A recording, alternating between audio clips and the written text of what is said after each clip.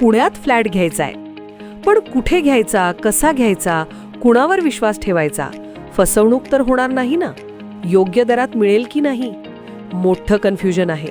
चला तर मग सर्व कन्फ्युजन दूर करण्यासाठी संपर्क साधूयात सारंग अहेर यांच्या रेरा रजिस्टर्ड ड्रीमोरा रियालिटीशी. संपर्क सारंग सुधाकर अहेर, ड्रीमोरा रियालिटी. मोबाईल नंबर 82 83 93 91 आणि 62 62 90 910.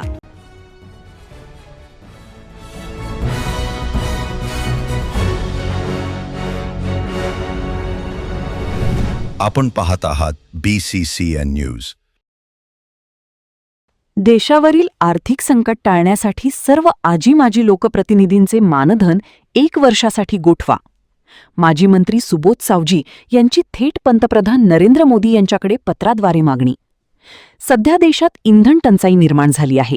सोबतच देश आर्थिक संकटाला सामोरे जात असून अर्थव्यवस्थेला सावरण्यासाठी देशातील सर्व आजी माजी लोकप्रतिनिधींचे मानधन 1 वर्षासाठी गोठवण्यात यावे अशी खळबळजनक आणि महत्त्वपूर्ण मागणी माजी मंत्री सुबोध सावजी यांनी केली आहे.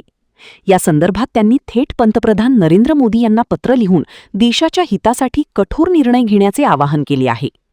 पंतप्रधान नरेंद्र मोदी यांना पाठवलेल्या पत्रात सुबोध सावजी यांनी देशाच्या ढासळत्या आर्थिक स्थितीवर चिंता व्यक्त केली आहे. 5 राज्यांच्या निवडणुकांचा खर्च आणि त्यानंतरची परिस्थिती यामुळे देशावर बिकट आर्थिक संकट आले आहे. या संकटातून मार्ग काढण्यासाठी आणि भारत सरकारच्या ढासळलेल्या अर्थव्यवस्थेला हातभार लावण्यासाठी तातडीने उपाययोजना करणे गरजेचे आहे, असे सुबोध सावजी यांनी पत्रात म्हटले आहे. माननीय नरेंद्रजी मोदी देशाचे पंतप्रधान यांना दिले. त्याचा आशय असा आहे, 5 राज्याच्या निवडणुका घेतल्यावर देशात आलेले बिकट आर्थिक संकट, देशावर आलेले बिकट आर्थिक संकट यामध्ये आपण जे 1 वर्षाच्या उपाय सुचवले, भारत देशातील आपण व राष्ट्रपतीसह सर्वांनी आजी माजी लोकप्रतिनिधींचे 1 वर्षाचे मानधन गोठवले तर भारत सरकारच्या ढासळलेल्या अर्थव्यवस्थेला फार मोठा हातभार लावू शकतो व सहकार्य होईल. महाराष्ट्रातून मी एक माजी लोकप्रतिनिधी आहे.